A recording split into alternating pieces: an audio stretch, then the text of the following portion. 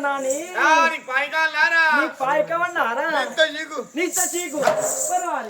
నీకే బేబినే కాదురా బాగున్నారు